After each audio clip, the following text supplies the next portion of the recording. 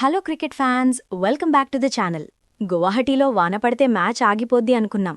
కానీ రాజస్థాన్ రాయల్స్ బ్యాటర్లు గ్రౌండ్లోకొచ్చాక అస్సలు సిస్సలైన పరుగుల వర్షం, సిక్సర్ల తుఫాన్ చూశాం. IPL 2026 13th match Rajasthan Royals versus Mumbai Indians. అంచనాలకు మించి ఒక రేంజ్లో సాగిన ఈ వర్షం ప్రభావిత రెయిన్ ఎఫెక్టెడ్ 11 ఓవర్ల మ్యాచ్లో రాజస్థాన్ రాయల్స్ విధ్వంసం సృష్టించింది. అసలు 15 ఏళ్ల కుర్రాడు వైభవ్ సూర్యవంశీ బుమ్రాకే సిక్సర్లు కొట్టడమేంటి? యశస్వీ జైస్వాల్ 32 బంతుల్లోనే 77 రన్స్ కొట్టి ముంబై బౌలర్లను ఆడుకోవడమేంటి? ముంబై టాప్ ఆర్డర్ కంప్లీట్గా ఎందుకు ఫెయిల్ అయింది? రోహిత్, సూర్యకుమార్ యాదవ్, హార్దిక్ పాండ్యా ఏం చేశారు?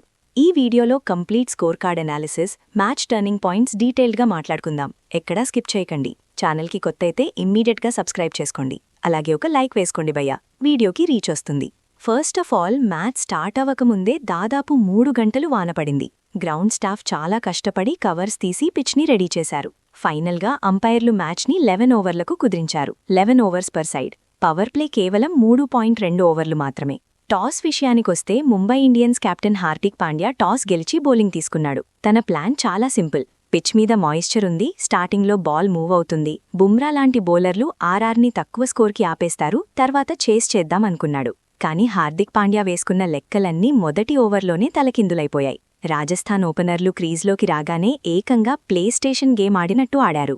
రాజస్థాన్ రాయల్స్ ఓపెనర్లు యశస్వీ జైస్వాల్ మరియు కేవలం 15 ఏళ్ల వండర్ కిడ్ వైభవ్ సూర్యవంశీ బ్యాటింగ్కొచ్చారు. Mumbai bowler Deepak Chahar first over వేశాడు. అసలు ఏమాత్రం రెస్పెక్ట్ ఇవ్వకుండా జైస్వాల్ ఆ ఫస్ట్ ఓవర్లోనే ఏకంగా 22 రన్స్ బాదేశాడు. ఇట్స్ రెయినింగ్ బౌండరీస్ అని కామెంటేటర్లు అరుస్తున్నారు. ఇక ఆ తర్వాత వైభవ్ సూర్యవంశీ గురించి ఎంత చెప్పినా తక్కువే.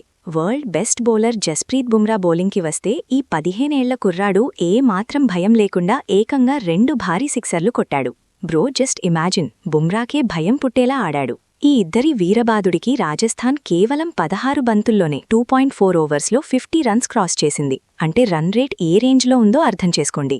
సూర్యవంశీ కేవలం 14 బంతుల్లో ఒక్క 5 కళ్ళు చెదిర సిక్సర్లతో 39 రన్స్ చేసి శార్దూల్ ఠాకూర్ బౌలింగ్లో అవుటయ్యాడు. అప్పటికి ఓపెనింగ్ పార్ట్నర్షిప్ కేవలం 5 ఓవర్లలో 80 రన్స్.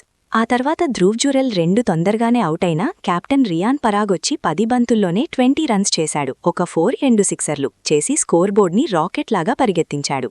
ముంబై బౌలర్లలో అల్లా మహమ్మద్ గజన్ఫర్, ఏఎం గజన్ఫర్ ఒక్కడే 2 ఓవర్లలో 21 రన్స్ ఇచ్చి 2 వికెట్లు తీసి కొంచెం డీసెంట్గా బౌలింగ్ చేశాడు. మిగతా బౌలర్లు అందర్నీ జైస్వాల్ ఊచకోత కోశాడు. లాస్ట్కి జైస్వాల్ కేవలం 32 బంతుల్లో 10 ఫోర్లు, 4 సిక్సర్లతో 77 పరుగులతో నాటౌట్గా నిలిచి రాజస్థాన్ రాయల్స్కి 11 ఓవర్లలో 150 ఫర్ 3 అనే మాన్స్టర్ టోటల్ని అందించాడు. 11 ఓవర్లలో 150 రన్స్ అంటే ముంబై ఇండియన్స్కి చుక్కలు కనిపించడం గ్యారంటీ అని అప్పుడే ఫిక్స్ అయిపోయాం. 11 ఓవర్లలో 151 runs target. Required run rate దాదాపు 13.7 పైనుంది. ముంబై లాంటి టీంకి ఈ స్కోర్ కొట్టడం ఇంపాసిబుల్ కాదు. వాళ్ల దగ్గర రోహిత్, సూర్యకుమార్ యాదవ్, హార్దిక్ లాంటి హార్డ్ హిట్టర్లు ఉన్నారు. కానీ రాజస్థాన్ బౌలర్లు వాళ్లకసలు ఊపిరి పీల్చుకునే ఛాన్స్ కూడా ఇవ్వలేదు.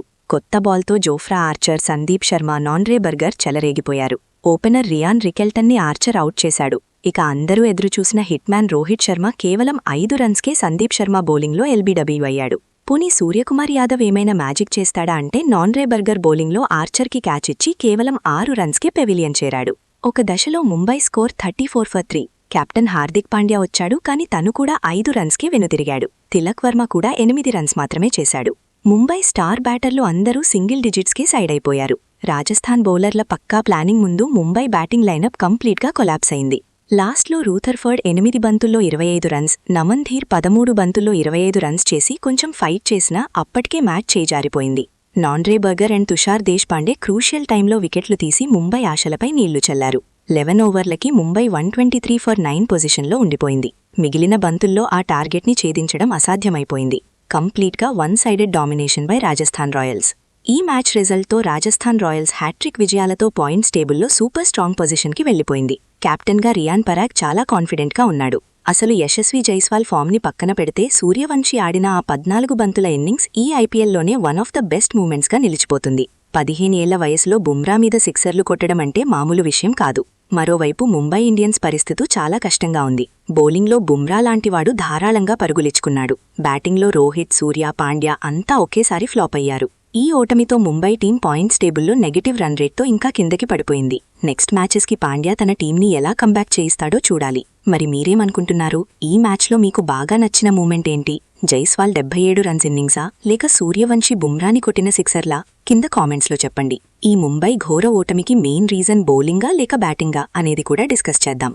వీడియో నచ్చితే తప్పకుండా లైక్ చేయండి, ఛానల్ని సబ్స్క్రైబ్ చేసుకోండి, మీ ఫ్రెండ్స్కి షేర్ చేయండి. రేపటి మ్యాచ్ రివ్యూతో మళ్ళీ మీ ముందుకొస్తాను. Until then keep enjoying the cricket. Bye bye.